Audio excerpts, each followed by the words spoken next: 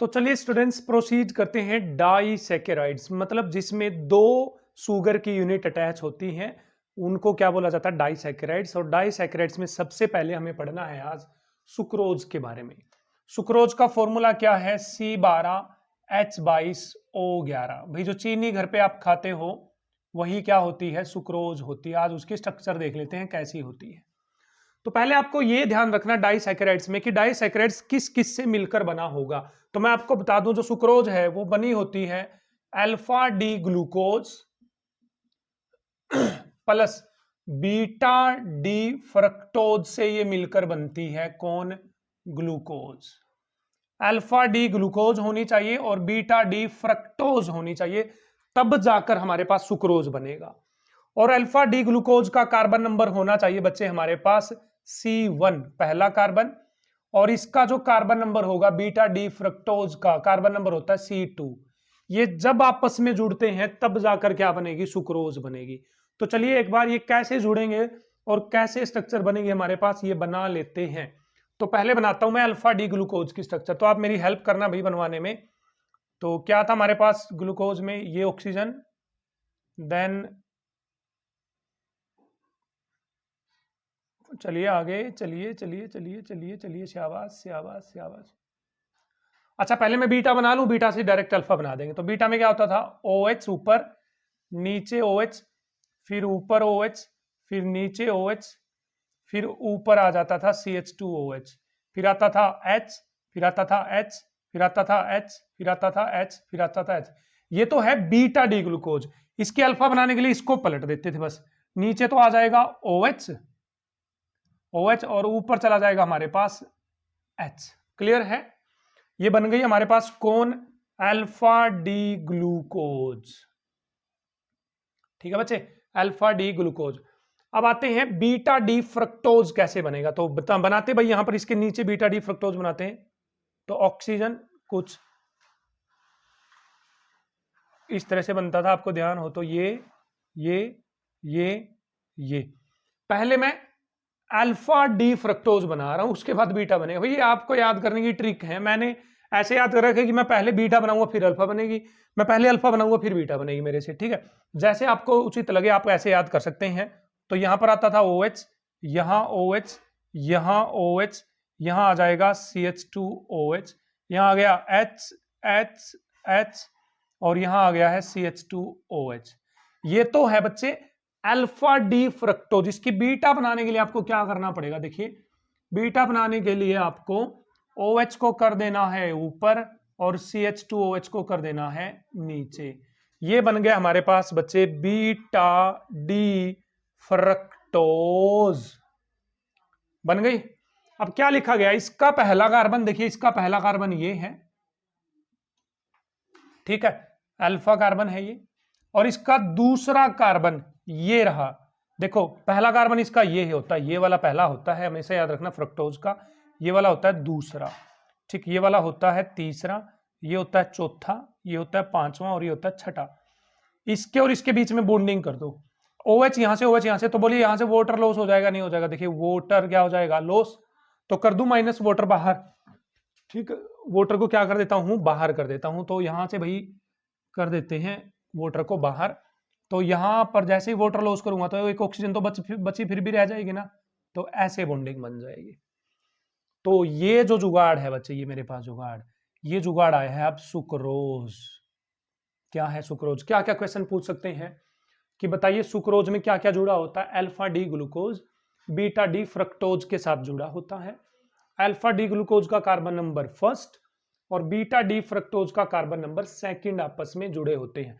जो ये बॉन्डिंग बनी है बच्चे, जब दो सैकेराइड की यूनिट, मोनोसैकेराइड की यूनिट ऑक्सीजन के थ्रू आपस में जुड़ती है, देखो ऑक्सीजन के थ्रू, तो इस बॉन्डिंग को बोलते हैं ग्लाइकोसिडिक लिंकेज। ग्लाइकोसिडिक लिंकेज बोलते हैं इसको, this is known as glycosidic linkage. ठीक है, तो ये हमारे पास सुक्रोज आ गई है भाई। सुक्रोज को मैं आपको बता देता हूं, इन्वर्ट शुगर के नाम से जाना जाता है। इन्वर्ट शुगर के नाम से जाना जाता है। क्यों जाना जाता है आज ये पता कर लेते हैं। तो देखिए ध्यान से, मान लीजिए आपके पास ये प्लेन पोलराइज लाइट है PPL, यदि कोई डेक्स्ट्रोरोटेटरी कंपाउंड है तो इसको राइट डायरेक्शन में रोटेट करेगा। मान लीजिए राइट डायरेक्शन में रोटेट हो गई है इतनी, तो पहले तो यहां थी ये, अब इतनी रोटेट होगी, तो इसका रोटेशन का एंगल ये है थीटा। कितनी रोटेट करी इसने? एंगल थीटा से।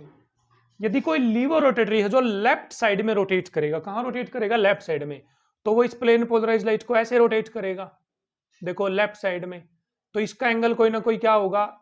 थीटा एंगल होगा। क्या होगा? Theta angle. ठीक है, तो ये एंगल जो थीटा बन रहा है यहां पर कहलाता है, ये कहलाता है एंगल ऑफ रोटेशन। क्या कहलाता है? एंगल ऑफ रोटेशन कहलाता है। तो मैं आपको बता दूं, अब ध्यान से क्या बताना है आपको। देखिए सुक्रोज में जब आप पानी डालते हो, हाइड्रोलिसिस करवाते हो सुक्रोज की, तो क्या मिलती है आपको? ग्लूकोज मिलती है। और क्या मिलती है बच्चे? आपको फ्रक्टोज मिलती है, क्योंकि ग्लूकोज और फ्रक्टोज से ही तो मिलकर बनी है। किससे मिलकर बनी हुई है ये? ग्लूकोज से और फ्रक्टोज से मिलकर बनी हुई है। ठीक है, तो सुनिए, तो सुक्रोज का एंगल ऑफ रोटेशन होता है, मैं आपको बताता हूं, वो होता है +66.5। मतलब ये किस डायरेक्शन में रोटेट करेगी? राइट डायरेक्शन में। तो इसका मतलब ये डेक्स्ट्रो रोटेटरी होती है। कैसी होती है? Dextro rotatory. प्लस का मतलब डेक्स्ट्रो रोटेटरी। अरे प्लस का मतलब डेक्स्ट्रो रोटेटरी, राइट साइड में। जैसे ही सुक्रोज को आप पानी में डालते हो, हाइड्रोलिसिस करवाते हो सुक्रोज की, तो ग्लूकोज बनेगी। जो ग्लूकोज का एंगल ऑफ रोटेशन होता है वो होता है बच्चे हमारे पास प्लस का 52.4। कितना होता है? 52.4। कई बुक इसको 52.5 भी लिख देती है, भाई मैं 52.5 भी लिख देता हूं। तो बोलिए ग्लूकोज भी कैसी होती है? राइट डायरेक्शन में रोटेट करने वाली, क्योंकि प्लस लिखा हुआ है। तो ये भी कैसी है? Dextro rotatory. डेक्स्ट्रो। प्लस 52.5 का मतलब है जो वो लाइन थी इतने एंगल में, जो थीटा, उसका थीटा ये 52.5 आ जाएगा। लेकिन जो फ्रक्टोज का एंगल ऑफ रोटेशन होता है बच्चे, वो होता है हमारे पास -92.4। लेकिन ये कैसी है? लेफ्ट डायरेक्शन में रोटेट करने वाली, मतलब लीवो रोटेटरी है। कैसे लीवो रोटेटरी? अब खुद से सोचो, ये सुक्रोज है। क्या है ये? सुक्रोज। इसका एंगल कितना? प्लस के 66.5। ये तो प्लस डायरेक्शन में रोटेट करेगी, लेकिन जैसे आप इसमें पानी में डालोगे तो ये टूट गई। किसमें? ग्लूकोज में और फ्रक्टोज में। अब ग्लूकोज कह रही है मैं तो 52 पे लेके जाऊंगी, इसको 52 पे इधर लेके जाऊंगी, 52 पे इधर। लेकिन फ्रक्टोज क्या करेगी? मैं इसको 92 इधर लेकर आऊंगी, 92 इधर। तो नेट रिजल्ट क्या रहेगा बच्चे? इसके मिक्सचर का नेट रिजल्ट क्या रहेगा? बोलिए। माइनस का रिजल्ट आएगा नहीं आएगा? कितना आएगा भाई? इसमें से घटाना, 14 में से 5 गया 9, और 11 में से 2 गया 9, और 8 में से 5 गया 3, 39.9 डिग्री का आएगा नहीं आएगा नेट रिजल्ट? अब सोचो, सुक्रोज तो थी डेक्स्ट्रो रोटेटरी, राइट डायरेक्शन में रोटेट करने वाली, लेकिन उसको पानी में डालती है हाइड्रोलिसिस करने के बाद, उसका जो मिक्सचर है वो कैसा हो गया? Levo rotatory. देखो मिक्सचर का ओवरऑल रिजल्ट तो माइनस आया है ना, तो ये कैसा हो गया बच्चे? लीवो रोटेटरी हो गया है। तो बताइए ये कॉन्फ़िगरेशन का चेंज हो गया नहीं हो गया? सुक्रोज खुद डेक्स्ट्रो रोटेटरी, लेकिन यहां आकर वो लीवो हो गई है, क्योंकि मिक्सचर उसका लीवो है। तो इसको बोलते हैं इन्वर्जन हो जाना, उल्टा काम हो जाना। क्या हो जाना? उल्टा। ये डेक्स्ट्रो, लेकिन यहां क्या हो गया? लीवो। तो ये इन्वर्जन हो गया, इसलिए इसको इन्वर्ट शुगर बोलते हैं। तो इन्वर्जन से वर्ड निकल के आया है इन्वर्ट। क्या वर्ड निकल के आया है? इन्वर्ट। तो ये है बच्चे हमारे पास सुक्रोज डाइसैकेराइड। किससे मिलकर बनेगा? कौन से कार्बन में बॉन्डिंग होगी? ग्लाइकोसिडिक लिंकेज क्या होती है? कौन सी ग्लूकोज है? ये आपको अच्छे से ध्यान रखना है। चलिए बढ़ते हैं नेक्स्ट डाइसैकेराइड की तरफ। तो चलिए स्टूडेंट्स नेक्स्ट डाइसैकेराइड की तरफ प्रोसीड करें, तो वो है माल्टोज। बस आपको क्या पता करना है? माल्टोज किस किस से मिलकर बना है, कहां कहां बॉन्डिंग है और क्या जुगाड़ है। बस सीधा चलते हैं माल्टोज पे। तो भाई कहते हैं कि माल्टोज बना है alpha D glucose plus alpha D glucose से मिलकर बना है माल्टोज। इस अल्फा डी ग्लूकोज का कार्बन नंबर होगा फर्स्ट और इसका कार्बन नंबर होगा फोर्थ। इसका फर्स्ट कार्बन इसका फोर्थ कार्बन आपस में जुड़े होते हैं। तो चलिए जोड़कर दिखा देते हैं भैया आपको डायरेक्ट सीधा। ऑक्सीजन दैट इज यहां पर है बॉन्डिंग कुछ इस तरह से, ठीक है। यहां पर ले लीजिए एक और ऑक्सीजन, देन यहां पर हो जाएगी हमारे पास कुछ बॉन्डिंग इस तरह से। तो चलिए मैं फिर से वही अल्फा बनाने के लिए मेरे को पहले बीटा बनाना पड़ेगा। तो बीटा में OH ऊपर आता है, यहां पर OH आ जाएगा नीचे, ठीक है। तो यहाँ पर OH, यहाँ पे OH, यहाँ पर आ जाएगा CH2OH, H H H H। अब इनको मैं पलट रहा हूं, ठीक है। अपने अपने तरीके भैया, आप कैसे याद करिए, आपको करने पड़ेंगे याद। तो ये हो गई है मेरे पास अल्फा डी ग्लूकोज। क्या हो गई ये बच्चे? अल्फा डी ग्लूकोज हो गई है। क्लियर है? चलिए अब यहां पर तो डायरेक्ट ही बना लेते हैं, H H OH OH then OH then H then OH then H then H then OH। Clear है? ये भी क्या है? Alpha D glucose. अब इसका फर्स्ट कार्बन कहां है? ये रहा बच्चे फर्स्ट कार्बन, ये रहा फर्स्ट कार्बन। इसका फोर्थ 1 2 3 4 फोर्थ कार्बन ये रहा। तो यहां से OH, यहां से OH, तो देखिए वाटर लॉस होगा नहीं होगा? देखिए वाटर लॉस हो रहा है नहीं हो रहा है ना? क्या लॉस हो रहा है बच्चे? यहां से वाटर लॉस हो रहा है, तो ऑक्सीजन के थ्रू बॉन्डिंग हो जाएगी। तो मैं इसको मिटा दे रहा हूं यहां से, तो यहां पर बॉन्डिंग हो जाएगी बच्चे ऑक्सीजन के थ्रू। तो ये कौन सा बॉन्ड कहलाएगा? Glycosidic bonding. क्या कहलाएगी? Glycosidic bonding. और ये है डाइसैकेराइड, कौन? माल्टोज। कौन है ये हमारे पास? माल्टोज। कर लेंगे, अच्छी बात है भाई। चलिए नेक्स्ट डाइसैकेराइड की तरफ बढ़ते हैं। तो चलिए स्टूडेंट नेक्स्ट पॉइंट की तरफ प्रोसीड करें, तो वो है हमारे पास डाइसैकेराइड में लैक्टोज। कौन है?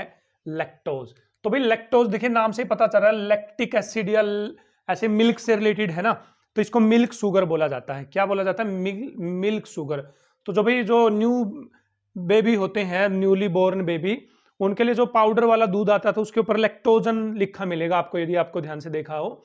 तो लैक्टोजन का मतलब उसमें लैक्टोज शुगर प्रेजेंट होती है जिससे बच्चे को एनर्जी मिलती है। तो चलिए आज जान लेते हैं लैक्टोज किस किस से मिलकर बनता है।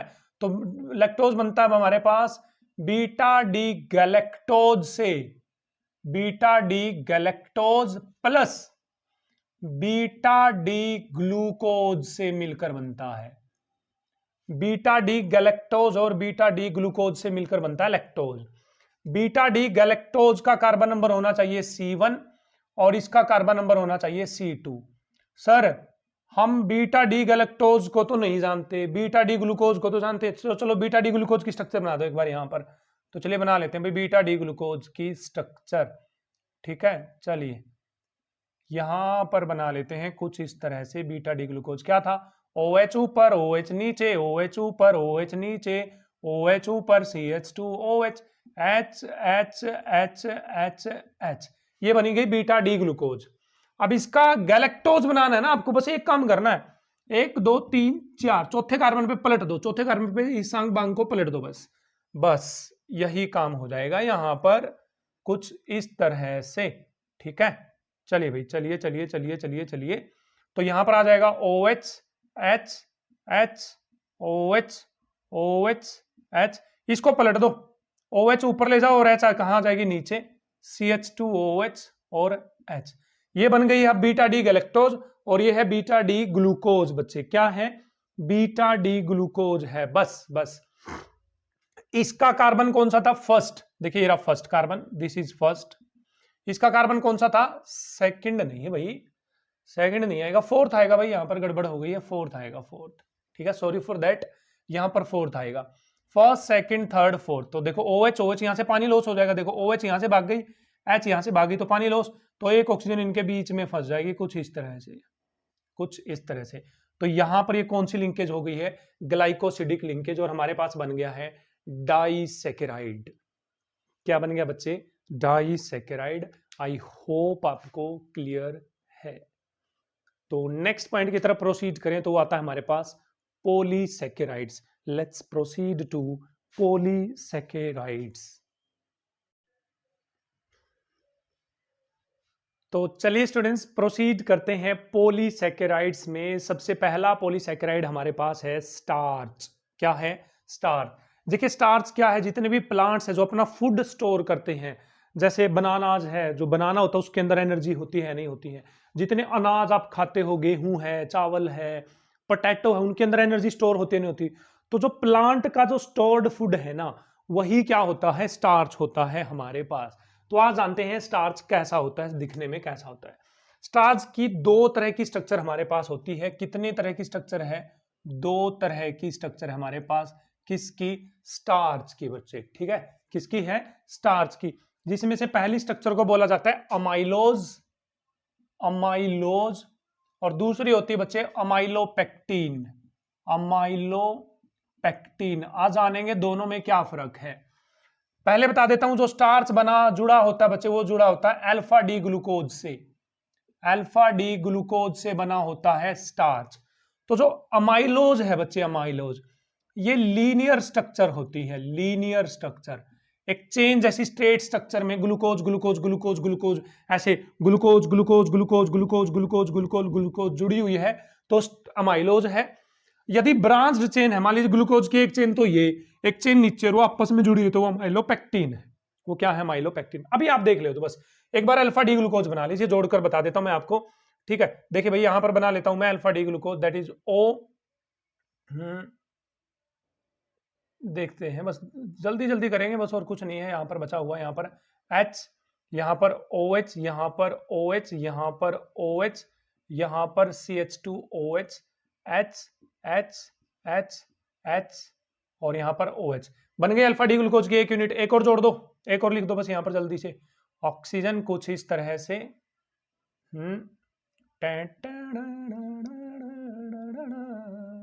HOH HOH OH H OH H H CH2OH। Straight chain structure बना रहा हूं मैं, अभी ध्यान से देखते रहना बस।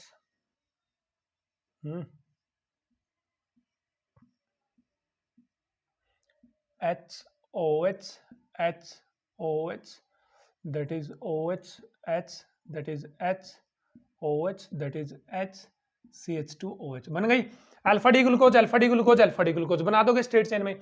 अब इस अल्फा डी ग्लूकोज का कार्बन नंबर लेना 1, इसका लेना 4th, इसका फिर 1/4। देखो कैसे, इसका फर्स्ट ये रहा, फर्स्ट यहाँ OH, और इसका 4th ये रहा, 4th कार्बन। तो यहां से हो जाएगा पानी लॉस, यहां से क्या लॉस हो जाएगा बच्चे? पानी। तो ऑक्सीजन आ जाएगी, जुड़ जाएगी इस तरह से। यहां पर इसका फर्स्ट, इसका 4th, तो यहां से क्या लॉस हो जाएगा बच्चे? वाटर। तो ऑक्सीजन इस तरह से लॉस हो जाएगा। अगेन इसका ये फर्स्ट आगे जुड़ जाएगा, ऑक्सीजन इस तरह से आगे बॉन्डिंग होती रहेगी ना, और यहां से पीछे बॉन्डिंग होती रहेगी ऑक्सीजन के थ्रू। तो ये जो स्ट्रेट चेन स्ट्रक्चर बच्चे, ये बन गई अमाइलोज। क्या बन गई है? अमाइलोज। क्योंकि स्ट्रेट चेन स्ट्रक्चर है अमाइलोज की और इतनी कॉम्प्लेक्स स्ट्रक्चर नहीं है, तो अमाइलोज वाटर सोल्यूबल होता है। क्या होता है? अमाइलोज वाटर सोल्यूबल होता है हमारे पास बच्चे। क्या होता है? अमाइलोज वाटर सोल्यूबल होता है।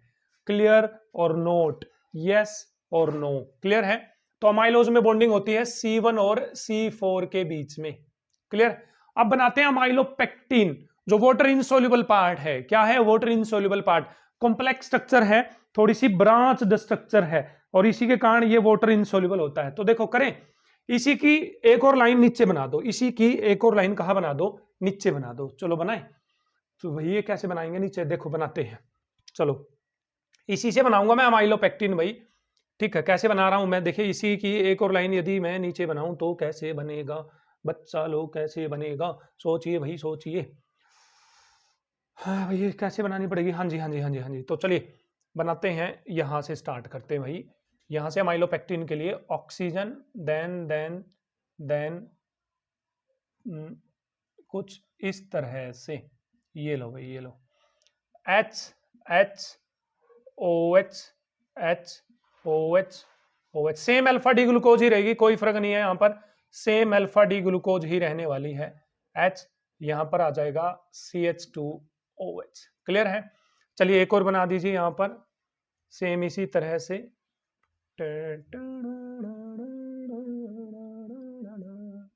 HOH HOH OH H OH H CH2OH then H। देखिए क्या करना है आपको, जो ऊपर वाली चेन है ना, ऊपर वाली चेन, इसके नीचे यहां पर बताइए OH था या नहीं था? था। पहले तो इसको जोड़ दो, पहले तो यहां से जोड़ दो, यहां से यहां जोड़ोगे तो ऑक्सीजन क्या आ जाएगा? ऑक्सीजन। और ये आगे बॉन्डिंग करती रहेगी इस तरह से, ऑक्सीजन के थ्रू बॉन्डिंग करती रहेगी, ऐसे ऐसे बॉन्डिंग होती रहेगी। ये ऑक्सीजन के थ्रू आगे बॉन्डिंग करती रहेगी ऑक्सीजन, देन ये बॉन्डिंग आगे होती रहेगी। अब देखो ऊपर वाली चेन का पहला कार्बन, नीचे वाली चेन का छठा कार्बन, 1 2 3 4 5 6, छठा कार्बन, तो ये इसके बीच में भी बॉन्डिंग बना दो। अब तो यहां पर हो गया बच्चे O और CH2 के बीच में। ठीक है, तो देखिए ब्रांच चेन स्ट्रक्चर हो गई। एक तो चेन ये चली हुई है, एक चेन ये चली हुई है, इसी तरह से ये कहीं ना कहीं इसका पहला कार्बन आगे का नीचे बॉन्डिंग कर लेगा। तो कैसी स्ट्रक्चर हो गई है बच्चे? ब्रांच्ड स्ट्रक्चर हो गई है बच्चे। कैसी स्ट्रक्चर हो गई है? ब्रांच। तो ये बन गया है अमाइलोपेक्टिन। अब तो अमाइलोपेक्टिन में कौन से है? C1 C4 जुड़े हुए हैं, देखो C1 C4 C1 C4 और C1 और C6। देखो ऊपर वाले का C1 और नीचे वाले का C6, इनके बीच में कौन सी लिंकेज होती है? ग्लाइकोसिडिक लिंकेज होती है, और ये है अमाइलोपेक्टिन। और ये हमारे पास पॉलीसैकेराइड का पहला एग्जाम्पल कौन सा? स्टार्च। क्या है? स्टार्च। कर लेंगे बच्चे स्टार्च? यस सर, बिल्कुल कर लेंगे। तो चलिए स्टूडेंट नेक्स्ट पॉलीसैकेराइड की तरफ प्रोसीड करें, तो वो है हमारे पास सेल्यूलोज। सेल्यूलोज भाई जितने भी हरे पत्ते आपको दिखाई दे रहे हैं, घास फूस वगैरह, उनमें सेल्यूलोज भरा पड़ा है। जैसे जो ये पशु होते हैं, एनिमल्स होते हैं, ये घास फूस चरने वाले जो पशु होते हैं, बेसिकली जो घास फूस खाते हैं, तो उस घास फूस में सेल्यूलोज भर भर के। भाई हमारी बॉडी में सेल्यूलोज नाम का एंजाइम नहीं होता, तो हम सेल्यूलोज को डाइजेस्ट नहीं कर सकते। कहीं घास फूस खाने लग जाओगी, बॉडी में सेल्यूलोज मिल जाएगी, मतलब ग्लूकोज मिल जाएगी, तो ऐसा नहीं होने वाला है। तो सेल्यूलोज भी क्या है? हमारे पास पॉलीमर है। पॉलीमर मतलब जिसमें नंबर ऑफ यूनिट बहुत ज्यादा है। ठीक है, इसमें कौन किससे मिलकर बना है? ये बीटा डी ग्लूकोज से मिलकर बना है। बीटा डी ग्लूकोज से मिलकर ये बना हुआ है। ठीक है, beta D beta D beta D glucose जोड़ते जाइए जोड़ते जाइए। कौन सा कार्बन? पहले का C1, अगले का C4 कार्बन। तो चलिए बना लेते हैं सेल्यूलोज। तो मेरे पास बीटा डी ग्लूकोज मुझे बनानी पड़ेगी, एक बार बना लेते हैं भाई बीटा डी ग्लूकोज। तो क्या हो जाएगा? OH, that is OH, OH, OH, that is CH2OH, then H, then H, then H, then H। ये बीटा डी ग्लूकोज की एक यूनिट हो गई। चलिए अगली यूनिट पे चलते हैं बीटा डी ग्लूकोज की। ठीक है, ऑक्सीजन, देन यहां बॉन्डिंग हो जाएगी कुछ इस तरह से। ठीक है, OH, then OH, then OH, then OH, then CH2OH। ठीक है, CH2OH, then H, then H, then H, then H, then H। एक और यूनिट जोड़ लेता हूं भाई मैं यहां पर बीटा डी ग्लूकोज की। ऑक्सीजन, देन कुछ यहां से कुछ इस तरह से हो जाएगी बॉन्डिंग।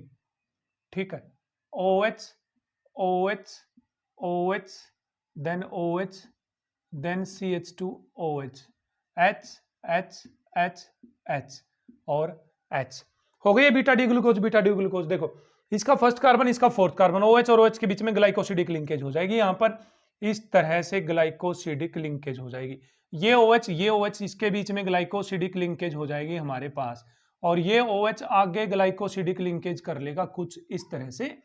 और यहाँ का जो OH है बच्चे, OH ये आगे ग्लाइकोसिडिक लिंकेज कर लेगा, और इस तरह से हमारे पास ये क्या बन गई है? सेल्यूलोज बन गई है बच्चे। क्या हो गई है? सेल्यूलोज हो गई है। तो यहां पर हमारे पास पॉलीसैकेराइड्स में आपको बस इतना ही करना है, और आपको पॉलीसैकेराइड में करने की जरूरत नहीं है। तो भाई मैंने इस वीडियो लेक्चर के बिल्कुल शुरू में आपको बताया था कि मैं आपको ये सिखाऊंगा कि किस तरह से पहचाने कि कोई रिड्यूसिंग शुगर है या नहीं है, क्योंकि साइक्लिक स्ट्रक्चर में अब एल्डिहाइड ग्रुप या कीटोनिक ग्रुप तो बचा नहीं है। तो अब कैसे पहचानेंगे कोई रिड्यूसिंग शुगर है या नहीं है? तो पहचानते हैं। ये पता करने के लिए आपको रिड्यूसिंग शुगर है या नहीं है, तो क्या करना है आपको? जो साइक्लिक स्ट्रक्चर है बच्चे, साइक्लिक स्ट्रक्चर है, उसके अंदर जो ऑक्सीजन है, ये वाली ऑक्सीजन, इसके ऊपर खड़ा हो जाना है।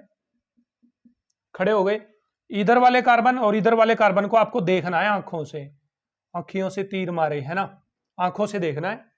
यदि इस कार्बन पे डायरेक्टली OH लगा हुआ है तो है रिड्यूसिंग, तो है रिड्यूसिंग शुगर। यदि यहां पर इस पे भी हो सकता है, दोनों पे होना जरूरी नहीं है, एक पे, या तो इस पे OH हो या इस पे OH हो। यदि OH है यहां या यहां, कहीं पर भी एक जगह पे, दोनों पे है तब भी रिड्यूसिंग है, एक पे है तब भी रिड्यूसिंग है। यदि नहीं है, यदि यहां पर इस ऑक्सीजन के इधर वाले और उधर वाले कार्बन पे यदि डायरेक्टली OH लगा हुआ है तो रिड्यूसिंग है, अदरवाइज नॉन रिड्यूसिंग है। अदरवाइज क्या है? नॉन रिड्यूसिंग है। तो चलें, ये जो सेल्यूलोज बनी हुई इसी को देखो। चलो इस ऑक्सीजन पे खड़े हो जाओ, यहां ये रही ऑक्सीजन, यहां खड़े हो गए। इधर इस कार्बन पे OH ना, डायरेक्ट तो नहीं जुड़ा हुआ ना, कार्बन लग के फिर OH लगा हुआ है, नीचे भी OH नहीं है, इधर ना OH तो है ही नहीं, यहां पर भी नहीं है, कहीं नहीं है। इसका मतलब ये सेल्यूलोज नॉन रिड्यूसिंग शुगर है। कैसा है? नॉन रिड्यूसिंग शुगर है। चलिए एक दो एग्जांपल और करते हैं। तो देखिए स्टूडेंट्स, ये सामने बनी हुई दोनों डाइसैकेराइड्स हैं, आप पहचान लेना ये सुक्रोज है, लैक्टोज है, या कौन है हमारे पास, या माल्टोज है। आप सीधा ये देखिए रिड्यूसिंग है नॉन रिड्यूसिंग, चेक करो। तो चलिए इसको देखते हैं। इसको देखो, इस ऑक्सीजन पे खड़े हो, इधर OH नहीं है, डायरेक्ट जुड़ा होना चाहिए कार्बन के साथ, नहीं, इधर OH नहीं है। इधर नीचे आओ, फिर इधर OH नहीं है डायरेक्ट, इधर OH नहीं, तो ये नॉन रिड्यूसिंग है। क्या है? Non reducing sugar. इधर आओ, यहां ये OH ऊपर नीचे नहीं है, अरे यहां है, देखो यहां है, बिल्कुल है। देखो इस कार्बन के साथ डायरेक्ट OH लगा हुआ है, लेफ्ट साइड में आना, लेफ्ट साइड में, हाँ, इस ऑक्सीजन पे नहीं है। तो इसका मतलब इस पूरी में ना, इस पूरी में ये पूरी रिड्यूसिंग बोली जाएगी। क्यों? क्योंकि इसमें एक ऑक्सीजन के साथ तो है कम से कम OH, है या नहीं है, तो ये रिड्यूसिंग बोली जाएगी। ऐसा क्वेश्चन ऐसे आ सकता है कि आपको ये दे देंगे और इसमें से ये पूछेंगे कि बताओ ये रिड्यूसिंग पार्ट है या ये रिड्यूसिंग पार्ट है, तो आंसर देंगे आप ये वाला रिड्यूसिंग पार्ट है, क्योंकि इसमें OH प्रेजेंट है ना। लेकिन ये पूरे का पूरा रिड्यूसिंग ही बोला जाएगा, तो पहचान लेंगे रिड्यूसिंग और नॉन रिड्यूसिंग। तो यहां पर हमारे पास भाई कार्बोहाइड्रेट्स कंप्लीट होते हैं। तो कैसा लगा है आपको वीडियो लेक्चर, मतलब कार्बोहाइड्रेट्स आपको अच्छे से क्लियर हुआ है नहीं हुआ है, तो जरूर बताएं हमें।